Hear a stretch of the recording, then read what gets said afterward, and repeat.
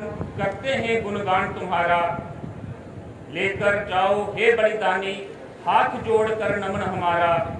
मातृभूमि हित जब वीरों का पावन जीवन पुष्प चढ़ा है, बलिदानों की उच्च शिला पर अपना यह भारत राष्ट्र खड़ा है। याद करेगी भारत माता सदा अमर बलिदान तुम्हारा। हे बलिदानों लेकर जाओ हाथ जोड़कर नमन हमारा, हाथ जोड़कर नमन हमारा। स्वतंत्रता के उपरांत सेनानियों के समक्ष जटिल समस्या यही थी कि इतने विशाल देश जिसमें अनंत भाषाएं, बोलियां व विभिन्न राज्यों व प्रांतों में विविध वेशभूषाएं, खान पान, रहन सहन व पूजा पद्धतियां, विभिन्न पृष्ठभूमि व संस्कृतियां, समानताएं व असमानताएं हैं, इन्हें किस तरह से एक शासन के सूत्र में परोया जाए ताकि भारत को संपूर्ण प्रभुत्व संपन्न समाजवादी लोकतांत्रिक गणराज्य बनाया जा सके, जिसमें समस्त नागरिकों को सामाजिक, आर्थिक और राजनीतिक न्याय, विचार अभिव्यक्ति, विश्वास, धर्म व उपासना की स्वतंत्रता, प्रतिष्ठा और अवसर की समता प्राप्त कराई जा सके तथा उन सब में व्यक्ति की गरिमा, राष्ट्र की एकता व अखंडता सुनिश्चित करने वाले बंधुता को बढ़ाया जा सके। हमारे पुरखों के ध्यान में अंग्रेजों के वो तंज कटाक्ष भी थे, जिनमें भारत को अर्धनग्न, साधुओं, अनपढ़ों व सांप-सुपेरों का देश कहा जाता रहा है, जो आधुनिक लोकतंत्र, मानव कल्याण व सामाजिक न्याय पर आधारित और विज्ञान से नावाकिफ कौम बताया जाता रहा। परंतु अंग्रेजों को शायद ज्ञात नहीं था कि भारत में मूलतः लोकतंत्र संस्कृति बहुत प्राचीन है और भारत ही लोकतंत्र की जननी है। ऋग्वेद में आधुनिक शब्द पॉपुलर असेंबली व डेमोक्रेटिक इंस्टीट्यूशंस के रूप में सभा और समिति का उल्लेख। इन सभाओं की भूमिका, रचना और कार्यों के आधार पर आकलन किया गया। पश्चिमी सभ्यता इस युग में डेमोक्रेसी पर पहुंची है, जबकि वैदिक साहित्य में न सिर्फ लोकतंत्र का बल्कि जनतंत्र अथवा प्रजातंत्र का भी प्रावधान है। सनातन परंपरा ज्ञान, शासन, कला, दर्शन, गणित, सभ्यता, प्रज्ञा संवर्धन व संस्कृति में प्राचीन काल से निपुण है। संविधान निर्माताओं की चुनौती को स्वीकारते हुए भारत के लाल भारत रत्न डॉक्टर भीमराव अम्बेडकर जी के नेतृत्व में संविधान सभा का गठन किया गया। संविधान का मसौदा तैयार करने में 2 वर्ष 11 माह और 17 दिन लगे। काफी बहस विचार विमर्श होता रहा। 36 लाख शब्द बोले गए। 2473 संशोधन प्रस्तुत किए गए। अलग अलग उप समितियों ने विभिन्न विषयों पर बारीकी से मंथन किया। ये सभी विचार विमर्श अभूतपूर्व चुनौतीपूर्ण परिस्थितियों की पृष्ठभूमि में थे। निर्माताओं ने देश की सांस्कृतिक अस्मिता से सूत्रबद्ध करने का सराहनीय प्रयास किया। हजारों वर्ष बाद मुल्क एक भौगोलिक आकृति ग्रहण कर रहा था। महाजटिल चुनौतियों और कठिनाइयों से देश गुजर रहा था, पर इन सब का विवेकपूर्ण हल साथ बैठ करके हमारे पुरखों ने जो तलाशा, यही तो संविधान है, यही हर भारतवासी की कामना है, जिसका सार हमारे बीच में जीवंत रूप में रहे। श्रद्धेय अटल बिहारी वाजपेयी जी ने कहा था कि भारत सिर्फ भूमि का टुकड़ा नहीं है, बल्कि जीता जागता राष्ट्र पुरुष है।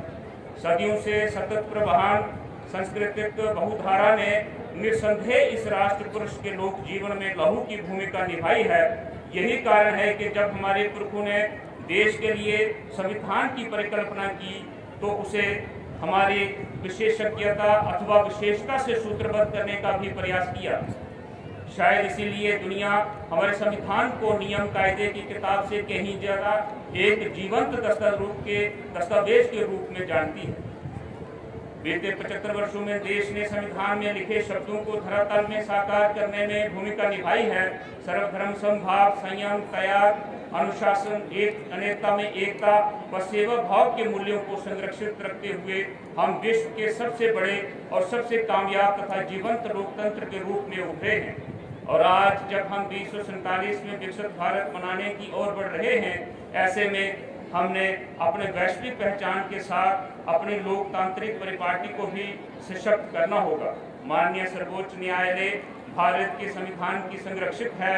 कानून के शासन को कायम रखना, संविधान में दिए गए नागरिकों के अधिकारों तथा स्वतंत्रता को सुनिश्चित व संरक्षित रखते हुए अपने दायित्व को माननीय सर्वोच्च न्यायालय ने गत 75 वर्षों में बखूबी निभाया। गुज़श्ता 5 वर्षों में जम्मू कश्मीर में आमूल क्रांति का दौर रहा है। संवैधानिक परिवर्तन की सतत प्रक्रिया द्वारा अतीत से निकालकर जम्मू कश्मीर के विकास की जड़ों को नई जमीन में लगाई गई हैं। एक हाथ में भारत का संविधान और दूसरे हाथ में तिरंगा और आंखों में तरक्की के सपने लिए आवाम अपने देश की महत्वाकांक्षाओं को पूर्ण करने के लिए नए जम्मू कश्मीर के निर्माण में जुटी है। बहुत लंबे समय तक जम्मू कश्मीर के लोगों को जमीनी सतह के लोकतंत्र से वंचित रखा गया, परंतु आज संविधान की 73वीं व 74वीं संशोधन के लागू होने से लोकल सेल्फ गवर्नमेंट के संस्थान फल फूल रहे। हाल ही में असेंबली के हिंसा मुक्त, निष्पक्ष व स्वतंत्र चुनाव करवाए गए हैं। भारी संख्या में जनता ने जिस तरह से मतदान किया है, निश्चित रूप से उन्हें लोकतंत्र में अपनी आस्था व्यक्त की है। मैं इसके लिए चुनाव आयोग, प्रबुद्ध नागरिकों, सभी मतदाताओं, प्रेस व मीडिया के बंधुओं का आभार व्यक्त करता हूँ। केंद्रीय सुरक्षा बलों, पुलिस व हमारी आर्मी और लोकल प्रशासन के हमारे साथियों को विशेष रूप से बधाई देना चाहता हूँ, जिन्होंने कड़ी मेहनत से शांतिपूर्ण व निष्पक्ष चुनाव कराने में अपना योगदान दिया। जिला रियासी की आवाम आपसी समाजी व मजहबी रवादारी और भाई बंधुत्व की एक सुंदर मिसाल है, जिसे समाज दुश्मन तत्वों ने गत दहाइयों में ढंग भंग करने की पुरजोर कोशिश की है, परंतु हर बार नाकामी ही मिली। जिला के 80% आबादी का भरण पोषण कृषि और पशुपालन से होता है। जिला की बहुत सी आबादी का रोजगार टूरिज्म पर आधारित है। श्री माता वैष्णो देवी धार्मिक स्थल पर सालाना 1 करोड़ यात्रियों का आगमन रहता है। इन यात्रियों के लिए विश्व के ऊंचे रेलवे पुल, बक्कल कौड़ी, शिवखोड़ी, पांगन देवधार घुमाग, डेरा बाबा व अन्य नए पर्यटक स्थलों में सुविधाएं बनाने में जिला प्रशासन प्रयासरत। जिला को रेलवे मार्ग द्वारा कश्मीर व देश के अन्य भागों के साथ जुड़ जाने की बहुत बधाई व शुभकामनाएं। जिला में सिविल व पुलिस इंतजामिया, न्यायपालिका व जनप्रतिनिधि आपस में समन्वय व सहयोग से जिला का चौमुखी विकास सुनिश्चित कर रहे हैं, जिसमें लोकतंत्र के चौथे स्तंभ मीडिया की भूमिका भी सराहनीय है। जिला के सतत विकास के लिए माली वर्ष 2024-25 में डिस्ट्रिक्ट कैपेक्स के अंतर्गत 74.98 करोड़ रुपयों की धनराशि का प्रावधान रखा गया है, जिससे कुल 1702 कामों को पूरा किया जाना है। अभी तक 300 के करीब कार्य मुकम्मल किए जा चुके हैं और अन्य निर्माणाधीन है।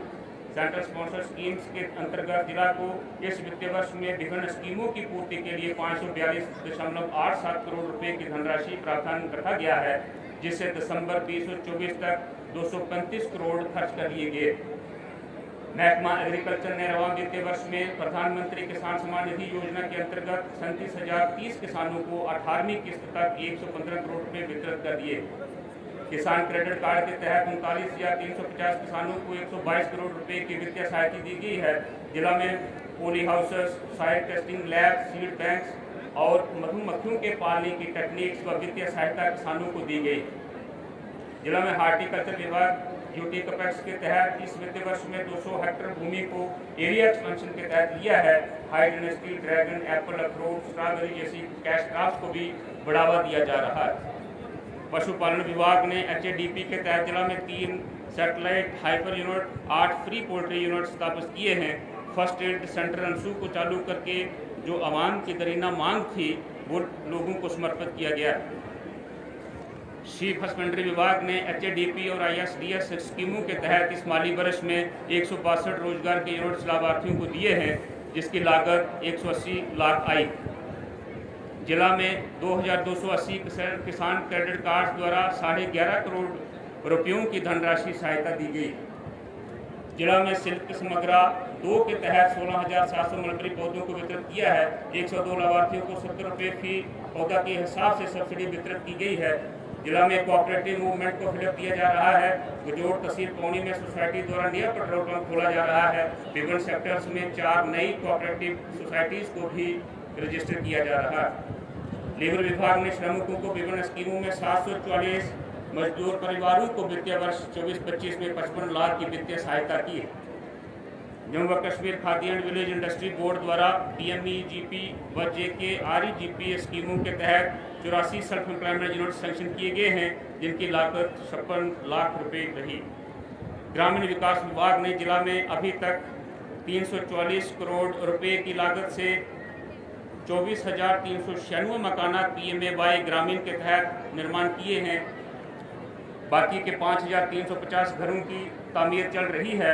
मनरेगा के तहत 7,581 कामों का लक्ष्य रखा गया था, जिनमें से 4,350 काम मुकम्मल हो चुके हैं। 5.71 लाख मैन डेज के लक्ष्य में से 3.87 लाख दिहाड़ियों का लक्ष्य पूरा कर लिया गया है, जिसकी कुल लागत 15.19 करोड़ रही।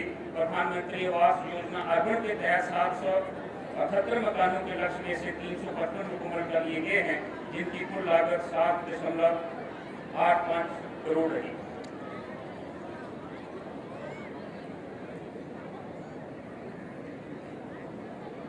जिला में प्रधानमंत्री सड़क योजना फर्स्ट, सेकंड और थर्ड के तहत दिसंबर 2024 तक 160 स्कीमों को मुकम्मल कर लिया गया है और बाकी 35 स्कीमें निर्माणाधीन हैं।